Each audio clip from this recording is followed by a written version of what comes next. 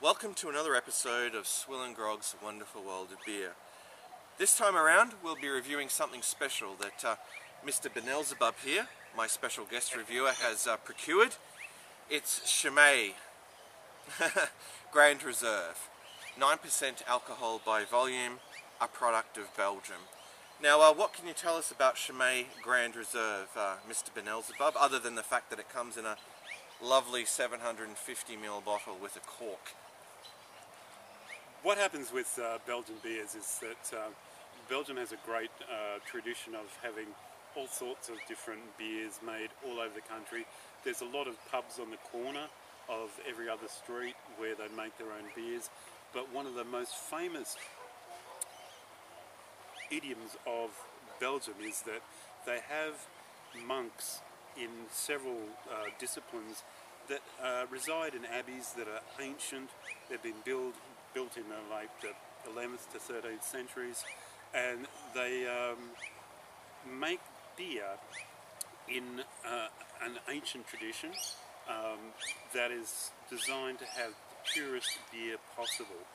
And some of these, like Chimay themselves, have a monastery where there is an ancient well that is completely pure water that runs from the mountains, that has never ever been polluted, and the whole lead to the well is kept pristine by the monks. And so the malts and the grains that are actually grown there are grown on the premises, and they're grown organically, and so the purest possible ingredients, because that's what the monks here are about.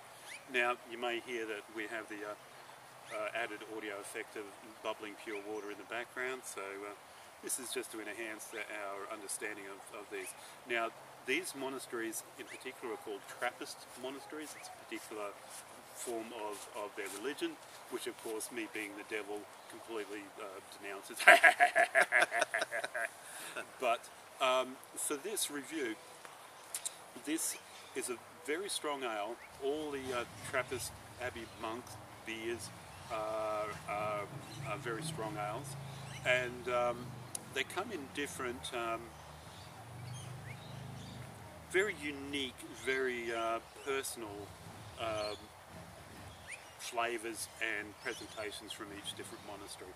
So this is the actual crowning glory of the Chimay range, being the Grande Réserve that's in the 750ml bottle.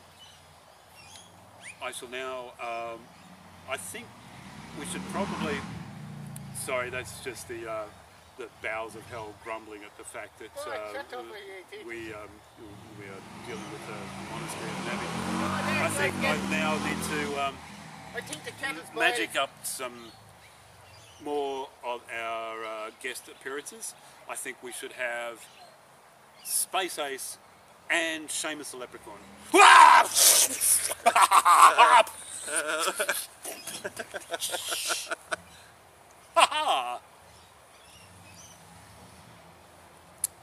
We twist.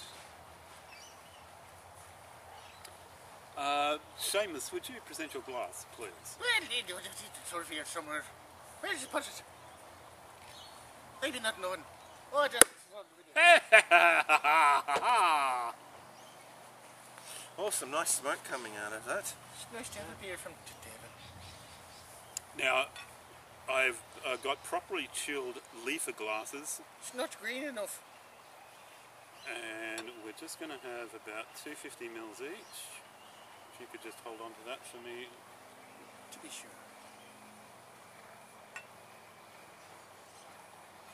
And of course, Space Ace is going to only drink Kiss Destroyer. No way, man, I'm not drinking that shit. So, I think I've missed in the case of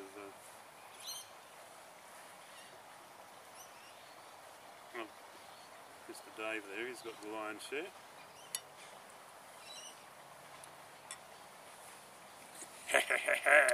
Alright, Take it away, so let's make an assessment of the appearance. Well, the appearance is a somewhat hazy, dark amber colour with a decent amount of carbonation.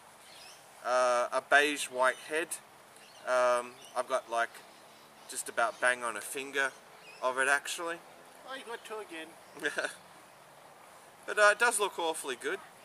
Just hopefully the camera can pick that up. But yeah, very, very dark amber with yeah, about a finger of beige white head. Ace. Come on, man. Alright, so let's move on to the aroma.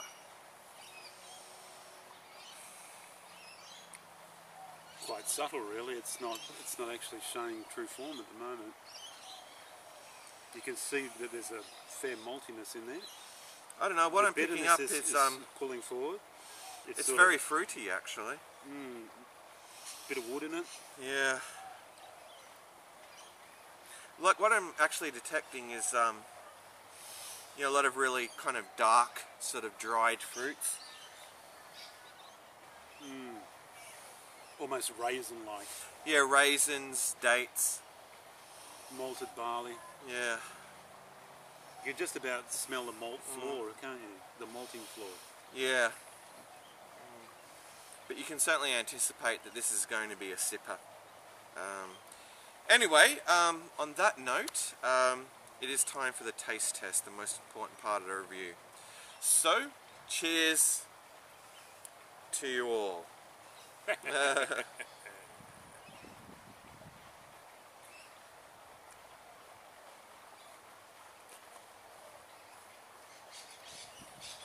Oh, joyous celebration of flavours.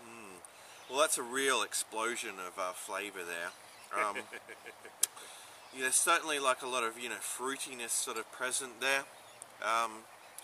There's definitely like a lot of maltiness too.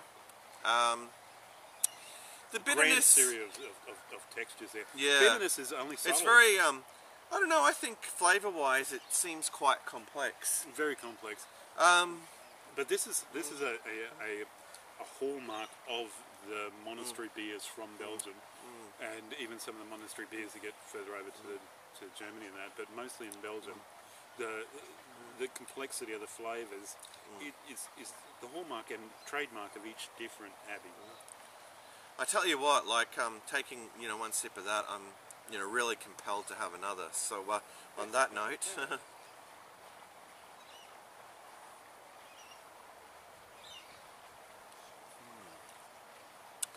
well, definitely the alcohol presence is certainly noticeable. But you know, I'm finding it like you know, really a really delicious beer. You know, I just can't get enough of it, really. I mean, you can, you know, certainly see the work that has, you know, gone into this brew. It's, you know, really something special, without a doubt. I mean, those Trappist monks, you know, good Lord, they know what they're doing. Lordy Jesus, they know what they're doing. In terms of drinkability, well, it's one that you're going to sip relatively slowly and savour. Because, you know, it's very flavoursome, you know, unlike the, you know, Caffrey's premium Irish ale. It's like a nice contrast to that, actually. Excuse me, I Dave. must say.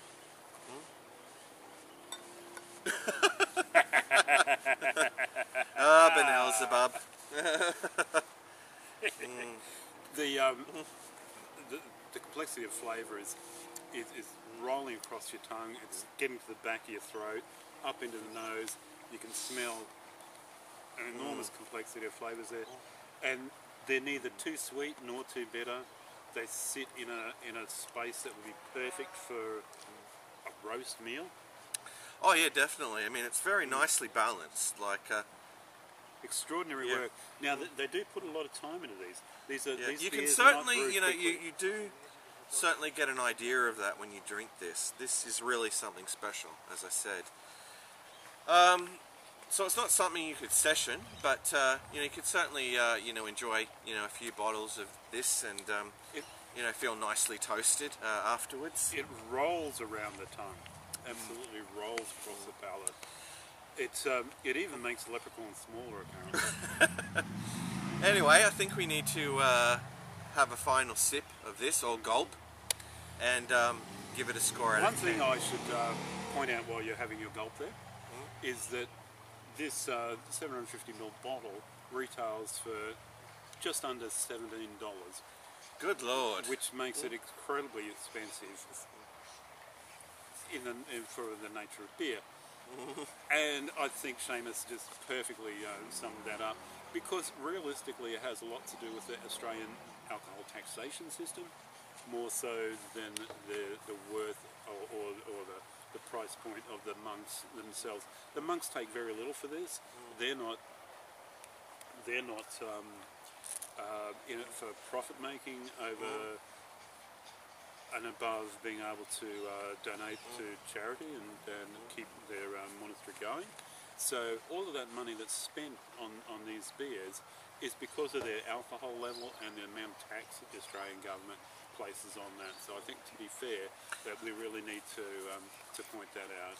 Yeah, a lot of people, you know, from the United States and Europe have often asked me, you know, why beer is just so goddamn expensive in Australia. And yeah, it does actually go back to, you know, colonial times, doesn't it, Benelzebub? Absolutely. The tax on alcohol and the rum corps and the rum hospital, the whole thing, it's way back from the time of white settlement here that alcohol has been used and abused and frankly distorted in its inappropriateness. Indeed.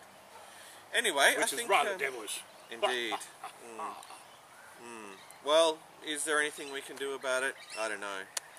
You know, we'd have to have a lot of people kicking up a stink to certainly make a difference where that's concerned. Anyway, I think it's high time we gave this a score out of 10. Look, I must say that this is like really impressive, so I'd be happy to give it a 9.5 out of 10. I have tried quite a number of Belgian beers.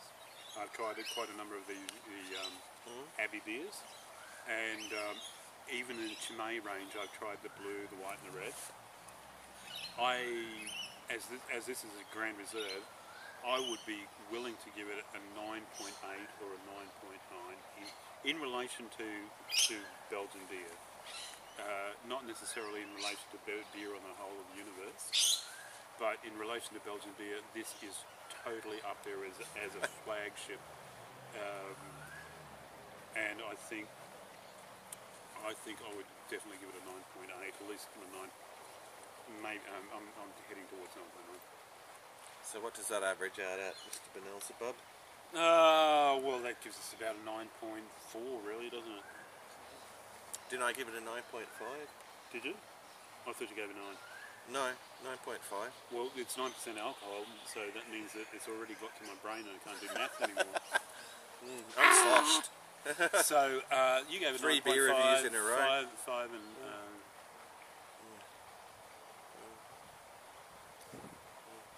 that means about 9.725. 9.725. Well, there you have it, folks. Chimay Grande Réserve gets a 9.725 out of 10. So that's a darn good score, I must say. Well, anyway, that does bring us to the end. See the effect that has had on our guest artists. Well, anyway, that does bring us to the end of yet another SwillinGrog beer review. I hope you enjoyed it. Ace and Seamus, thank you for coming along. Anyway, folks, yeah, that's it for now. So until next time, Prost! fare thee well, all.